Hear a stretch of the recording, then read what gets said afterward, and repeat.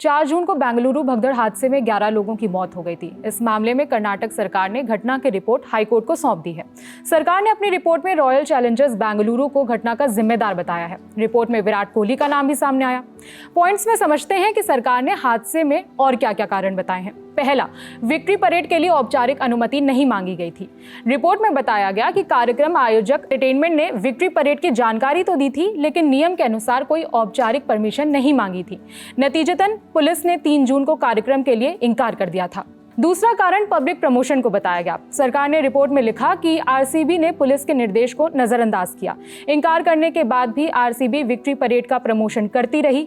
4 जून को इन्होंने social media पर कार्यक्रम का आमंत्रण तक पोस्ट कर दिया था। विक्ट्री परेड में ज्यादा से ज्यादा फैंस हिस्सा लें, इसके लिए आरसीबी ने विराट कोहली से भी फ्री एंट्री सेलिब्रेशन का वीडियो बनवाया था। रिपोर्ट में तीसरा कारण भीड़ को बताया गया है। लिखा कि 4 जून को दोपहर करीब 3 बजे चिन्नास्वामी स्टेडियम और उसके आसपास अचानक से भीड़ बढ़ गई। स्टेडियम की क्षमता सिर्फ 35,000 लोगों की थी, लेकिन हादसे के वक्त वहां करीब 3 लाख लोग मौजूद थे। ये भीड़ इसलिए ज्यादा थी क्योंकि आरसीबी और डीएनए एंटरटेनमेंट ने फैंस के लिए एंट्री फ्री रखी थी। चौथा कारण पब्लिक के बीच फैली कंफ्यूजन को बताया गया। लिखा कि आरसीबी ने लास्ट मोमेंट पर पास की घोषणा कर दी थी। दोपहर करीब 3:15 बजे कहा कि स्टेडियम में एंट्री के लिए पासेस लगेंगे।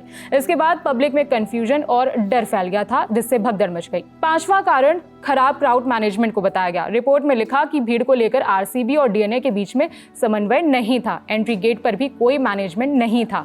गेट देरी से खुला, जिससे लोगों में भगदड़ मच गई। इसमें कई सारे पुलिसकर्मी भी घायल हो गए थे। रिपोर्ट में कर्नाटक सरकार ने बताया कि हादसे के बाद कार्यक्रम को सीमित कर दिया गया था। आपको याद हो कि जिस वक्त हादसा हुआ था तब खिलाड़ी और प्रदेश के मुख्यमंत्री और उप मुख्यमंत्री दोनों स्टेडियम के अंदर ही थे। सरकार ने अपनी रिपोर्ट में माना कि हादसे के बाद उन्होंने कार्यक्रम को छोटा कर दिया था, यानी कि सीमित कर दिया था।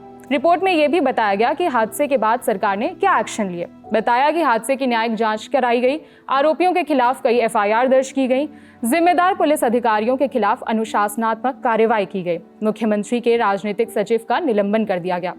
राज्य के इंटेलिजेंस चीफ का ट्रांसफर कर दिया गया। पीड़ितों के लिए मुआवजे की घोषणा की गई। अब घटना के बैकग्राउंड पर बात करते हैं। 3 जून को आरसीबी ने 17 साल बाद आईपीएल का खिताब जीता, जिसका जश्न मनाने के लिए अगले दिन यानी 4 जून को बड़ी तादाद में लोग चिन्नास्वामी स्टेडियम में जुटे थे। इस दौरान भगदड़ मचने से 11 लोगों की मौत हो गई थी और 50 से ज्यादा लोग घायल हो गए थे।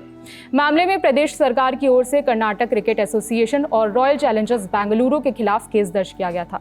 7 जून को मुख्यमंत्री सिद्धारमैया ने मृतकों के परिवारों को 25-25 लाख रुपए देने का ऐलान किया था। हाईकोर्ट ने सरकार से घटना की रिपोर्ट मांगी थी, जो 17 जुलाई को सामने आई है। मोटा माटी रिपोर्ट का सार निकालें तो सरकार ने पूरी तरह से हादसे का जिम्मेदार आरसीबी को ठहराया है।